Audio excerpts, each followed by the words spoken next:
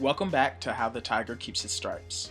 In this episode, you'll hear from 3 black students with starkly different academic experiences who all shared a sense of taking an unconventional route to Clemson, but the risk resulted in some great personal revelation or other discovery. The organizations you'll hear about in this episode are CBSU, which stands for Clemson Black Student Union, ABEVI or ACG, which is a program within a nonprofit incorporation whose focus is to produce creative and introspective experiences to assist young adults in discovering their passion, path, and purpose in life.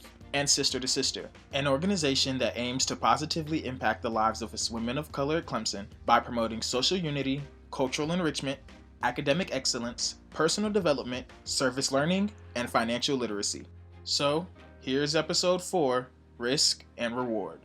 So it started from Emerging Scholars. I went through the Emerging Scholars program. It's a program designed for Title I schools. It was predominantly started in the Low Country, but it's currently is growing now.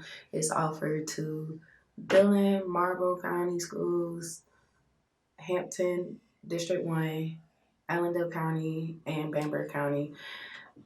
So it was a program. You started your end of your freshman year, 6 week. I think it's 6 weeks in the summer. You come to Clemson, you focus on college preparation, leadership, and just like what's the next move at the high school. So I did that program, and then when I got to my senior year, I had started applying to colleges, and I was just granted an opportunity to come here. Well, I got accepted here, and then because I got accepted here, I'm on the full ride. So that's the real reason why I'm here at Clemson. Clemson wasn't honestly my first choice. I wanted to go to Furman because they had a good chemistry program, which I'm not even in that field anymore, so it don't even matter. But I didn't get accepted to that. I didn't want to be close to home, so this is a good distance. Everything just worked out once I got here. It has been an experience. I could say that. I was hit with a lot of things I didn't expect. Um, I guess primarily being like a black female, and that I also was in STEM, that kind of made things a little harder. I could say that there was times where I had to prove myself to others in order for them to be able to want to work with me. For instance, one of my labs when I first got here, they like my group didn't want to use my work or anything like that. They felt like I was wrong or anything, all that or whatever. But once I proved to them like I can actually, do my work and I already know what I'm doing, they was like, oh, okay, let's include it. But that happened after I turned it to an assignment and I got a higher grade than them. So it's like you have to work a little harder just to be accepted by, your Clemson family. But sometimes it don't feel like a family. Being a part of Black Clemson has honestly kept me here, and because there was a time where I didn't want to go, like I didn't want to come to be at Clemson.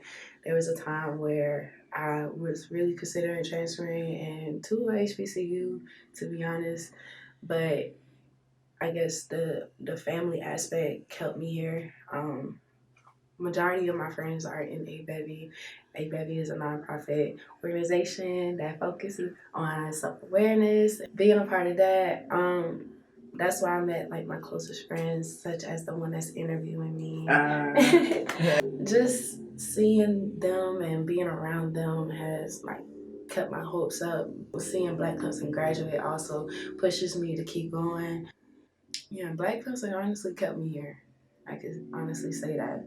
Well, I just felt like everything was going bad since I was up here. I wouldn't really say it's just life in general. My dad was sick. My mom, she wasn't doing too well at the time. My godbrother, he passed away, but it was like due to police brutality. So it's dealing with that, and then also dealing like with racial encounterments up here, such as like the one I mentioned earlier, and other experiences such as like when I was also in a different lab, being the only Black person in that lab as well. This guy, he was passing out all the papers, but with me, he kind of just shoved mine across the table. But he gave everyone else's theirs in their hand. So it's little things like that, not being accepted by a place that I'm supposed to call home, but I'm not accepted by home. Um, I wasn't doing well in class academically at a point in time as well, which is how I got here to sociology. I switched my major from chem to biochem to biosci. I tried business and I tried Pan African studies, but now I'm here to sociology. It kind of just worked out, but it's just the fact I didn't really feel accepted, or I felt like I had to work 10 times as harder to get what I need. And we all supposed to be on the same playing field, but it's clear that we're not. So I wanted to go to Claflin for when it was closer. My best friend's there. Um, and then I felt like I would have better opportunities presented from an HBCU versus a PWI.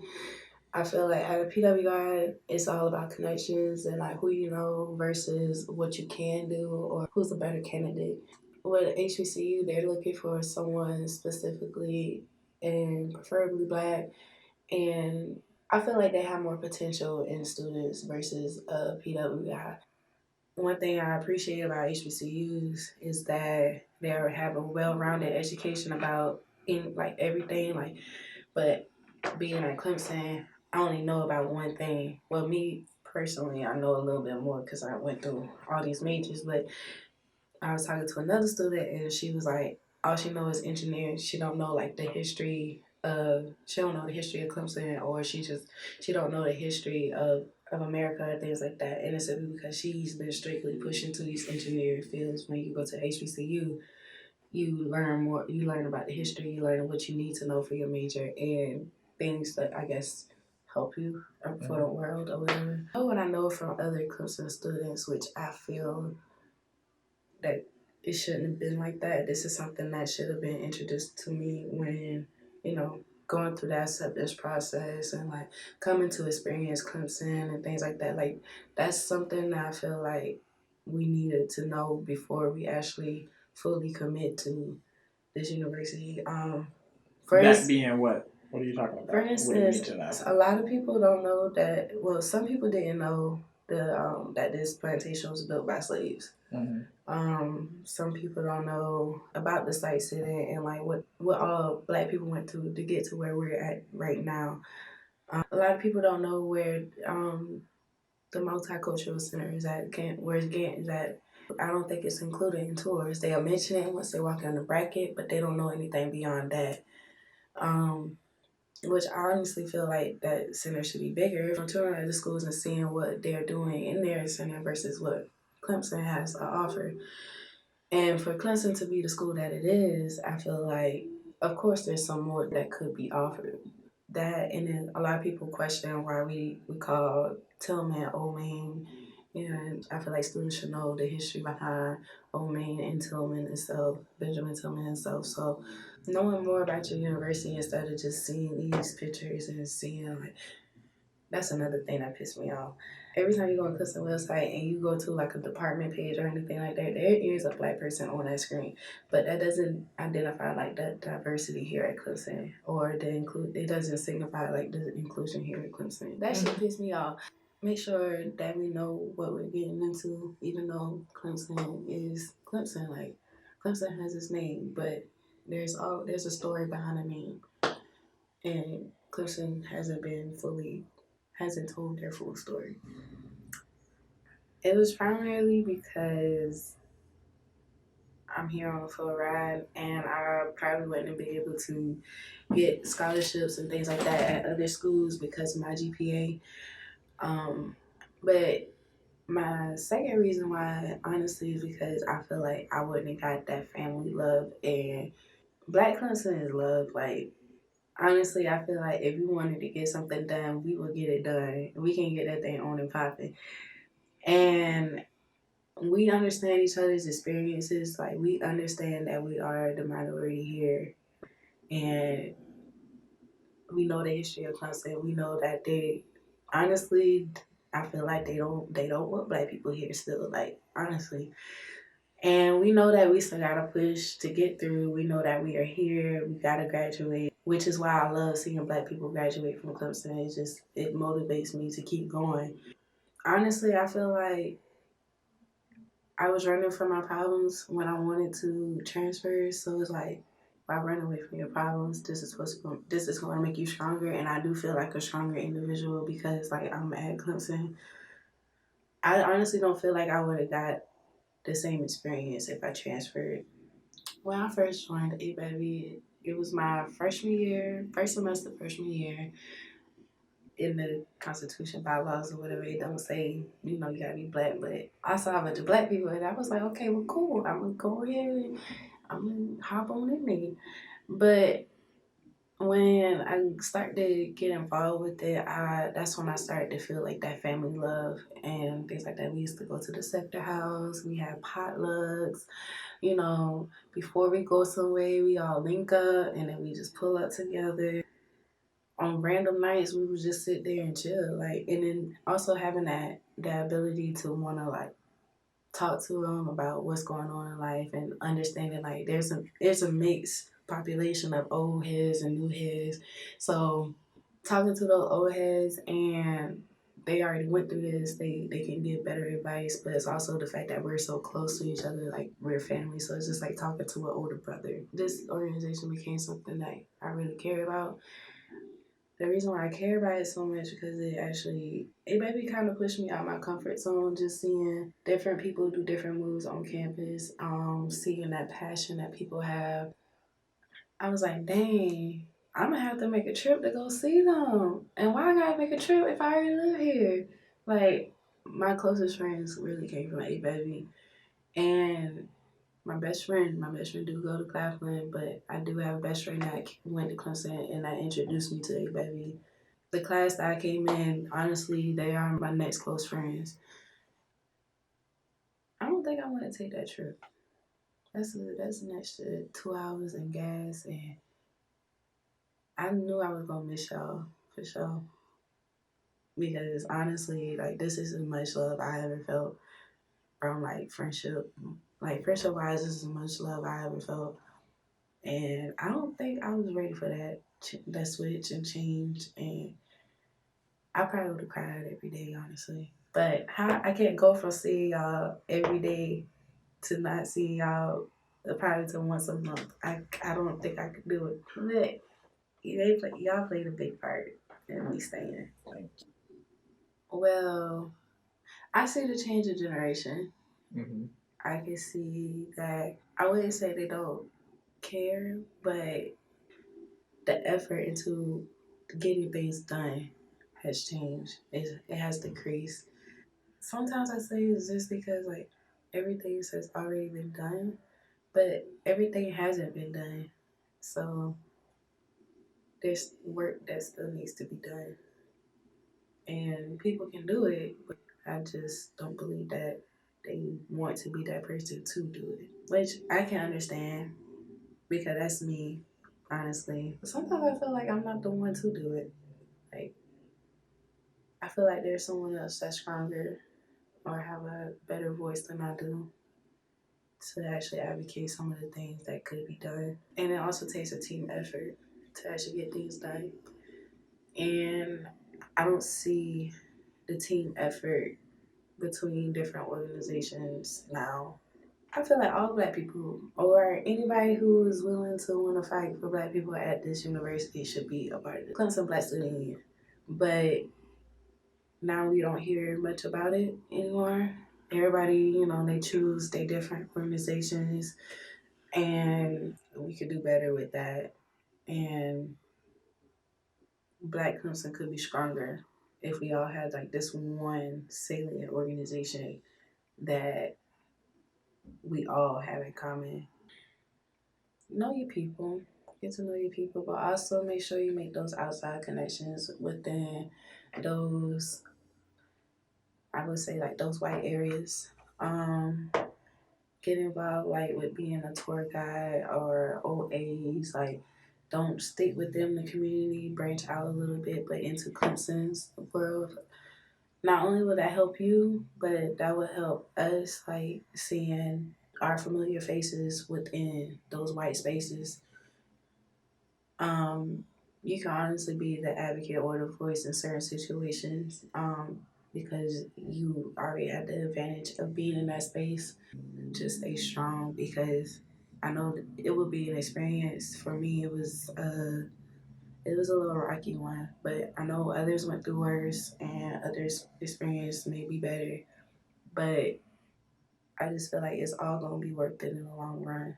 You will have your Clemson degree along with this real world experience, but at the same time, you have a lot of connections within your community as well as within like the black community as well as in the white. Don't be afraid to talk, because someone got to hear what the hell you got to say.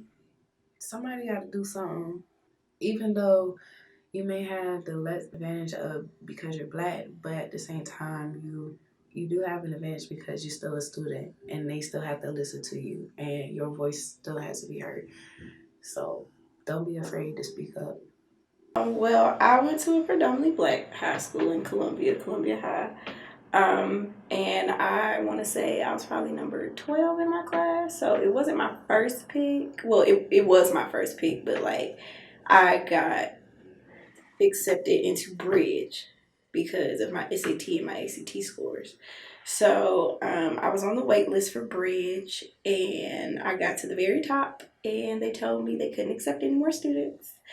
So my mom was like, well, you love the area so much, like we visited the school or whatever, so let's just go ahead and send you up there if you really want to be up there.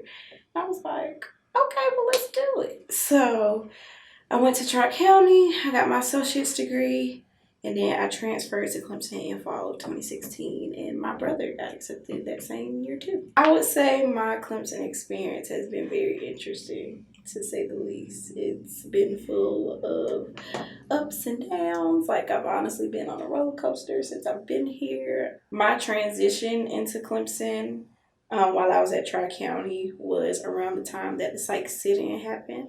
So I was learning more about the different climate when it came to the minorities here at Clemson. Like, I knew it wasn't a lot of us, but the fact that people were just going out of their way to like mock us is like, really? Like, I remember I went up to President Clements when he first got here, and I was like, look, like, I want to transfer here, but I'm not going to transfer here if y'all don't do anything about all of this that's been going on. Like, it's not okay. Like, as a minority, I shouldn't have to deal with this on your campus if this is supposed to be a safe campus, you know? But once I got here, as far as those type of things, they kind of seem to simmer down, because I was up here, but I wasn't at Clemson yet when the Christmas party and all of that happened.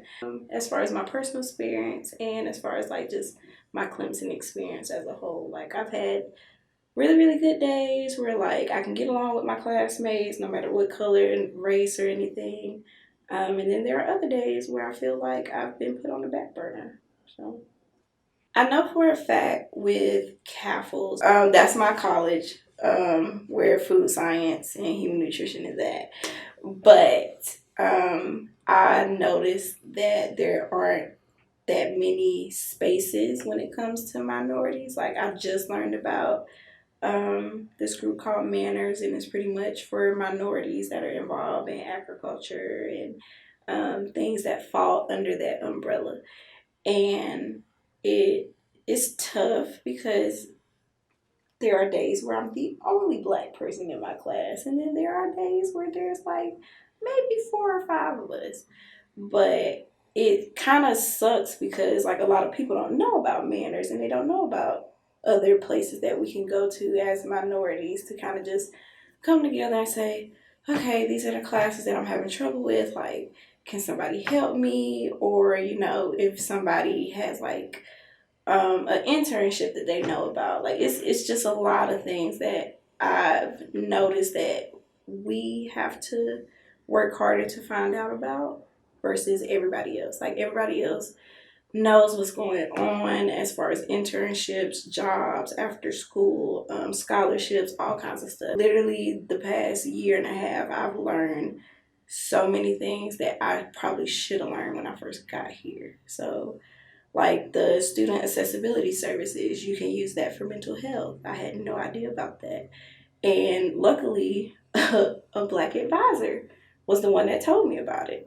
So that's one thing. Like I said, minority spaces. Another thing that I have always noticed is how there's always Black Clemson homecoming, and then there's Clemson's homecoming. I feel like we can do a lot better when it comes to trying to bring the two together. Like, they could easily get like an artist that everybody across the board likes. And that can be our way of coming together. That's why I love music so much, because it brings people together. And I don't think Clemson understands that concept. They always cater to everybody else, and they don't cater to us specifically. And it's like, okay, we know we're not the only minorities here. There are other minorities too. But at the end of the day, you can give us way more options for these different things, like bringing somebody here, so that way it doesn't feel like, oh, I have to choose between going to which homecoming I'm going to go to. Like, well, my people gonna be there at the Black homecoming, but if I go to the regular homecoming, then people gonna look at me funny and be like, "Oh, you didn't want to hang out with us. You want to hang out with the white people or whatever." It's like, no, like I would love to go and do different things that Clemson puts on during homecoming, but there are times where I don't feel comfortable in those spaces just because it just seems more catered to them versus catered to everybody. I've been a part of CBSU. I'm a part of Manners now. And the biggest thing that I've been a part of consistently is a Bevy Collegiate Group. So a Bevy was founded on finding your passion, path, and purpose in life. And so it's pretty much geared toward getting college students to learn more about their passion, and then they can figure out what their path is. And then it's like, okay, I know what my purpose is now. So that's probably my favorite group that I've been in, just because we have a lot more space and opportunity to put on different events. Like, we don't have like super strict guidelines like everybody else, where it's like, oh, you can't put on these type of events. Like, we can pretty much come up with anything. Like, if somebody wants to have a bake off, if somebody wants to have a basketball tournament, if somebody wants to have a party, like, we can do all those things. And on top of that, we bring introspective into it. So we try to get into your head a little bit when we do different events. Like Road to Clemson State, we pretty much talk about the Black Clemson experience and how it's different in everybody's eyes. So it kind of gives everybody a perspective on so many different things when it comes to just being Black at Clemson. I will say it changed my life for the better, because there was one point, especially when I first got up here, like, I wasn't really outspoken. Like, I just kind of stayed in the crowd in the background, just chilling or whatever. But now I've been VP twice. There's another part of ABEVI called ABEVI Stage that I've been working heavily with, trying to get together for grad students and everything. And I've even come up with my own concept of wanting to have a summer camp eventually, so we can get high school students up here and show them around Clemson. And like, if they're interested in different majors that either we had or we know people that are in those majors, like, we can get them out there. Like, if they're like, oh, well, Clemson is my number one school, well, come on, we're going to take you up here, we're going to show you around, we're going to get you comfortable. And if you're already accepted, that's 10 times better. So that way we can let you know, like, okay, hey, Bevy is here for you. Like, I'm so used to being in the background and doing my own thing and not really being in these leadership roles. But being in these leadership roles have honestly opened my eyes a lot to different things that happens on campus, from booking rooms to getting funds for just a Bevy alone. I feel like I can navigate a little better, and I know how to navigate with people around here a little bit better too. I was going through a really, really rough time with another student here, and I really felt alone, and I felt like I couldn't rely on anybody, and I was just getting really sick and tired of the environment just because that person messed up a lot of things for me around here. And on top of that, like the classes and everything, it was a lot dealing with it. And I wasn't really on a mental health kick during that time. So I didn't know about CAPS or anything yet. So I was really like, you know what, I might just need to go home and get some help. And then maybe I'll come back. Or I'll just pick another school where I feel comfortable and feel like they will help me a little bit more and be a little bit more attentive as far as just me as a person. Just because, like I said, I went to a predominantly black high school, and so they didn't really prepare us for college. It was just like, okay, get to graduation. If you want to go to college, you feel like you're smart enough to go to college, go right ahead. If you don't, then stay home. And that was it. So I just thought that I was slowly starting to fall into that category of, well, maybe I'm not smart enough to be here. Like, maybe I'm not good enough to be here. And well, I found out about CAPS. I decided to go. And my first session made me change my mind because, one, it was a black therapist, which shocked me because I was not expecting that at all. I was just like, I'm just gonna end up getting some Caucasian woman and she's not gonna relate to me. But I got somebody that could relate to me and my struggles, and she had also been in my shoes where she felt like she wasn't smart enough to be at a certain institution, and she felt like that she didn't fit in anywhere. But she said that, she had to just stick her ground and figure out what she needed to do to get the help to succeed, and she did. And she was like, you can do the exact same thing. And so that's what I've been doing. So we don't have like charter members or anything like that. It's just like, okay, this is like our first class of ABEVI members. So like we started ours September 2016. So that would be the first class. And then spring semester we had another set of people come in. So that would be the second class. And then you guys came in fall of 2017. So that would be the third class, and so on and so forth. Your class was third class to come in. And so I really felt like a part of a family unit because my class was cool, but it was like divided. And in the second class, they were just chilling. But like y'all came in and y'all had like this different type of energy, and y'all just wanted to hit the ground running. And all of these different stories that I heard from y'all as far as like y'all struggles alone, I was just like, wow, like I don't need to go anywhere. Like I have a group of people that I can rely on and they can help me when I need it. It's played into a lot. I've put on a couple of events that like I came up with on my own. Like I did the lip sync battle.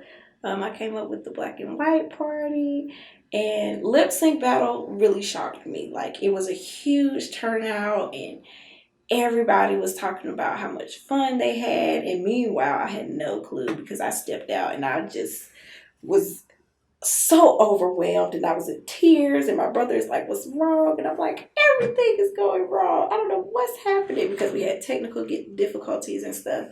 But like at the end of the night, I had so many people come up to me and they was like, oh my gosh, like this was so cool. Like I really hope y'all do this again type thing. And it really made me feel all warm and fuzzy inside because I'm like, oh my gosh, like I put on an event and it was a success and people really liked it.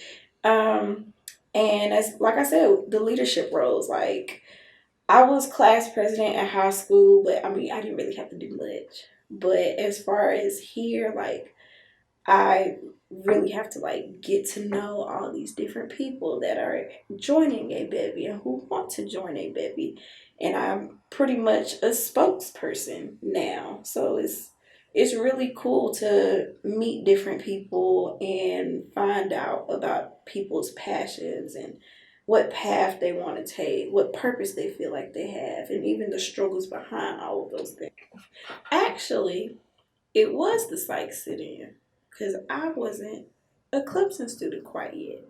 And when I first got here, I didn't feel like I belonged to Black Clemson just because I was at Tri-County. And people started a rumor saying that I was going around telling people that I went to Clemson. And I don't know why, because that's just dumb. But people believed it. And so it was hard trying to transition into Black Clemson during those times when I was trying to get ready and transfer. But your class came in, and class of 17 was there too. And it was people from those two classes. And when I would get off the bus to stop at Clemson before I would go home, during the psych sit-in time, like I would go straight there and I would hang out there for a little bit. And then when I realized, it was getting late, it's like, okay, I can't stay, but I'll be back tomorrow and the next day.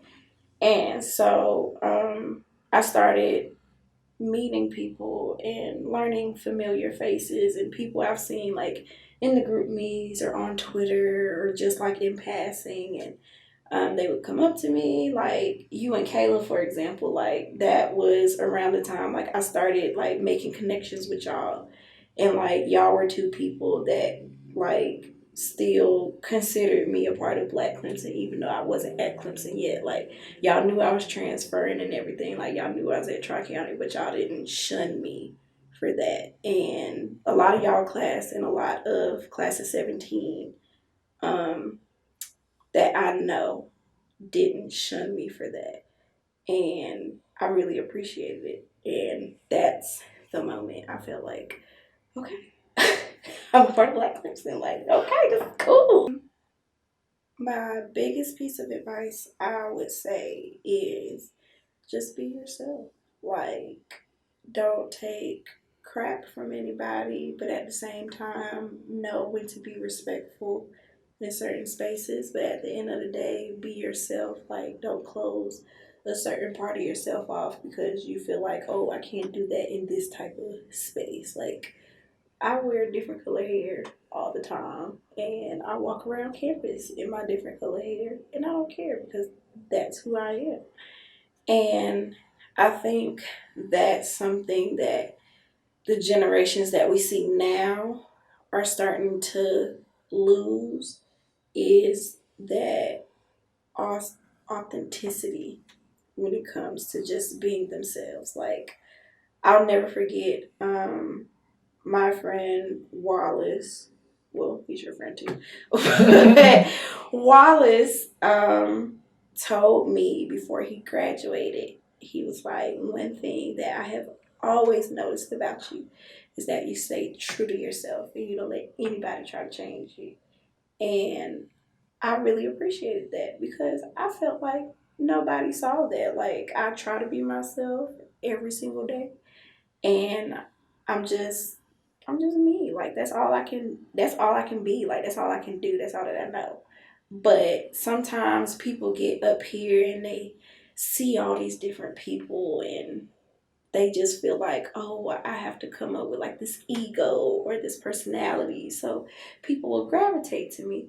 But if you just be yourself, like people will gravitate to you even more, and even in spaces that you couldn't think of. Like with A Bevy, um, meeting different people and just being myself. Like I never would have thought people would have voted me vice president ever in a college setting anyway, just because sometimes I am really quiet and I am in the background. But I mean, if I got an idea or I feel like, we can do this, that, the third versus doing a whole different thing and it'll be a lot easier, I'm gonna say something.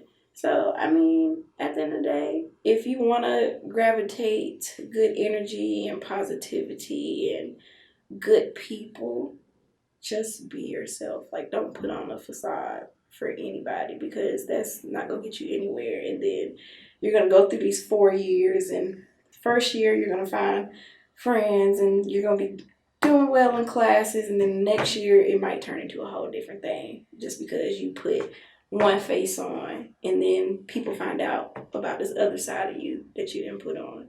Like, there's no need to put on for anybody up here because at the end of the day, all you gotta do. So we can be a Black Clemson family in some settings, but in other settings, it's like, okay, I am by myself, and that's okay. But at the end of the day, I'm gonna be me, and I'm not gonna let nobody stop me from doing it. Coming forward to graduate from high school, I was all about going to a HBCU. I was all about, first of all, getting out of South Carolina, and then number two, going to a predominantly Black school because I'd never been in that type of environment, and that's something that I was craving. So there were only two schools that I applied to that weren't HBCUs. That was Emory in Atlanta and then Clemson. And the only reason why I applied to Clemson was because my guidance counselor made me. She was like, you need to apply to an in-state school just as backup. Like, you'll get in. Like, it's no biggie. So, like, just as backup, just go ahead and apply to one. And so I applied to Clemson just because it was the best public school in the state. Like, I didn't want to move to Columbia and USC was trash. So I was like, well, Clemson's the most well-known. If I'm going to go anywhere, may as well go there. So I got into Clemson. To me, wasn't a big deal. I was like, I don't really care because I got into Hampton, I got into North Carolina A&T, I got into Howard. So I was like, I don't care. And like Emory had turned me away as well. So I was like, okay, well, if I can't go to Emory, I'm definitely going to a HBCU because what I was like going to a PWI that's not on the Emory like level because at least that's like in the city and like I could have like culture there, like yeah. So what brought me to Clemson was I went to experience Clemson because I never toured Clemson, never been on this campus, and my mom said let's at least just go and like see what's going on down there because it's a day specifically for students of color, for Black students. So I went to that event, and that's when I was like, okay, whoa, like all the Black kids that go here don't want to be white because all the Black kids from my high school that went to Clemson wanted to be white. They had white friends. They were very whitewashed individuals, and they weren't comfortable with themselves. They're very self-hating people, and I didn't want to be that. I knew what I wanted to do. Even then, like I had the hopes to be a civil rights attorney and going into undergrad. So I was like, I'm not trying to go somewhere where my dreams won't be fostered and won't be taken seriously. But I went to experience Clemson. I saw that wasn't true. Then after experience Clemson, Sykes sit-in happened, and that popped off, and I read about that in the news. And so I was like, okay, all of these things are going on. Like, maybe they do care about what I care about. Like, people are actually down there doing something. And I never thought that I would hear of something like that happening at Clemson. So then that financial aid package came in. And I said, oh, these numbers is totally different. And I saw what Clemson had to offer. And I was like, okay. So basically, this is coming down to, do you want to live a possible, like, happy 4 years and, like, embrace a side of you that you've never even gotten to see? Or are you going to begin your civil rights career because clearly they need you? Like, which one is it? What are you going to do? Mm-hmm. And I didn't know, so I flipped a coin because I'm very much I depend on fate type of person. And if God wants me to go somewhere, he's going to tell me where to go. And so I flipped that coin, and it said go to Clemson. And I was like, well, Mom, me and my mom were sitting on my bed. And I was like, Mom, I'm going to flip this coin. Flipped the coin, I said, well, Mom, I'm going to Clemson. And people ask me all the time, they're like, so are you happy about the decision you made to like come to Clemson? And I'm like, I hate it here, but this is exactly where I needed to be. The hell has been like Clemson being strategic in the type of Black students that they want to accept, and then as well as accepting only a certain amount to where our community never grows and we are forever starving. So even though the amount of students that they accept is always the same, I've seen my community get smaller and smaller and smaller because of the type of students that they're accepting that aren't interested in connecting with Black culture as they come here.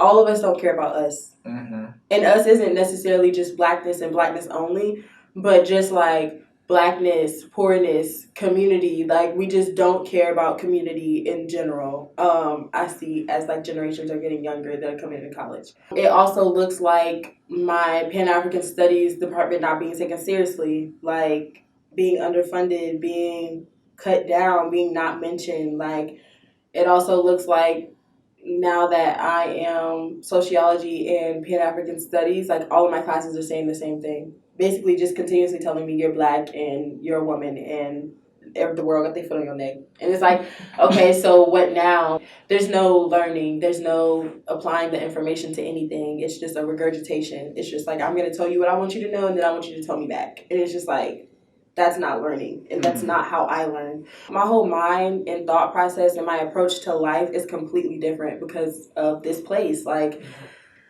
it's not hard to shine here as a student of color because there are so few of us.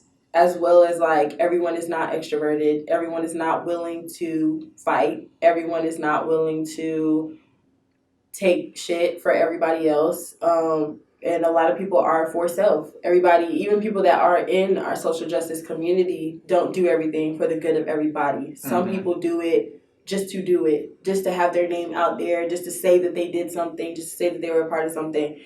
And all of that is tiring, just to see chaos and dysfunction. And you know what could work, and you know what could potentially like make us better or get us exactly what we're asking for, but it's like you can't get everyone on the same page. And like sometimes it's a feeling of like hopelessness. It's a feeling of like Clemson is exactly a replica of the larger world, of the larger America. And how can I ever do anything in my country if my school has not taught me how to do anything here? I mean, going into fall 18, like that's when stuff just like really started feeling like, okay, like this is not what I walked into.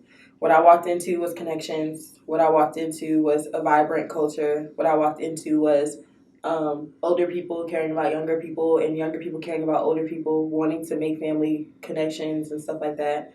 And by the time fall 18 came around, it just wasn't like that anymore. That's when I started noticing a decline in that type of atmosphere. But I'm doing so well here. Like, it's just like, there's no point in leaving what I've already started. I'm not a quitter. And it's just too much work to uproot myself from something that I've already connected myself to just to go somewhere else for what, like every place is going to have its own problems.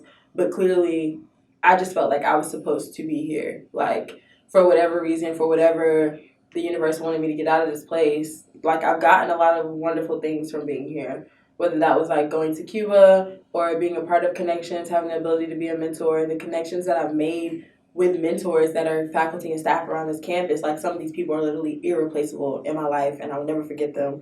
And because of them, I have opportunities to do things that I never thought I would.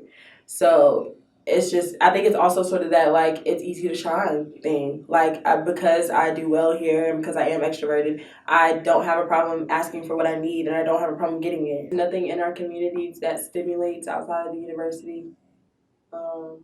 Especially since I don't have a car, so I don't have access to travel and going other places. Like, I'm stuck here.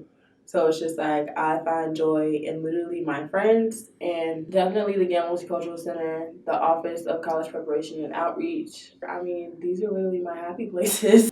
I know a lot of people. I'm cool with a lot of people. But when it comes to like who will be in my life as I move on and move away from this place, that looks, completely different than who I may even talk to on a regular basis now.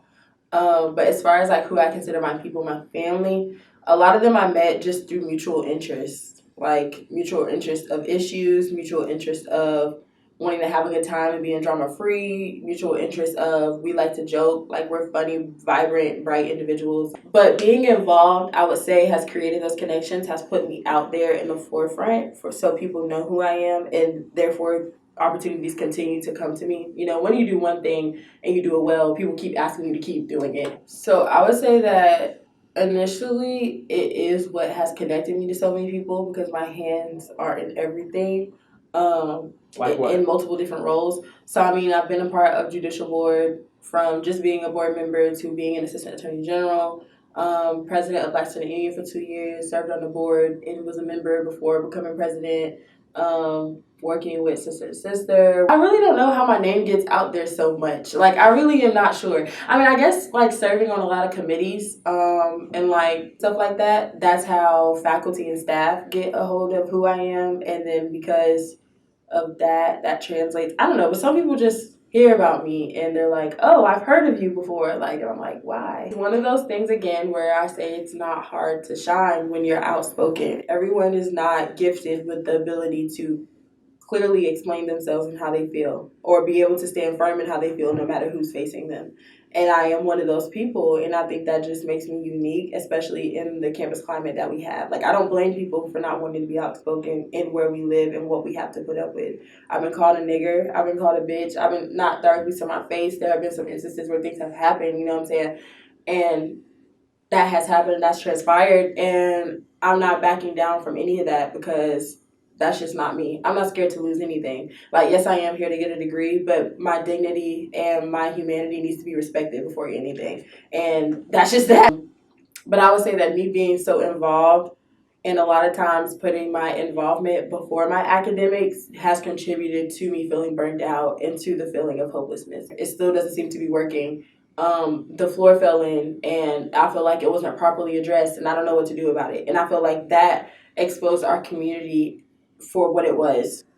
It's like that situation just made everybody go home and never want to leave the house again. Like, as not having the familial base that we needed. But it's like when you keep starving a community of resources, of support, of people, it's like, and we're not growing and we're not getting new, fresh ideas or fresh leaders, it's like, hell, what do we do? You know what I'm saying? And it's like, it was just so much compounded on so much. And it's like, I'm the Black Student Union president. If the Black Student Union isn't getting shit together, then who's going to do it? Going into like exiting this place and it's like, well, I don't even know how to properly exit because y'all acting like y'all can't do shit without me.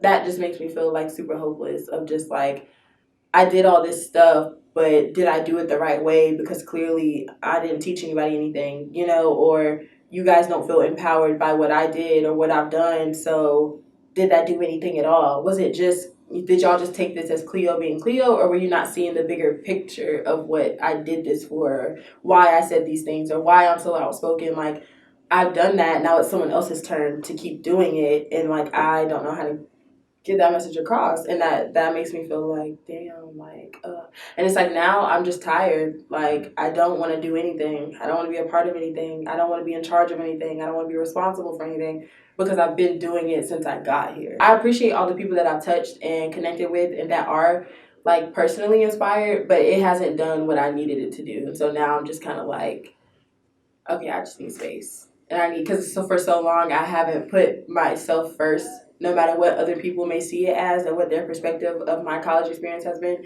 I know what I've done and the decisions that I've made, and I have not put myself first for majority of this time. I would say that one of the moments where I finally felt like, I would say that my shift in mindset happened during this time as well, of just like really seeing the world on a global scale instead of just seeing things as Black or just seeing things as Black American, and seeing that Blackness is bigger than Black American.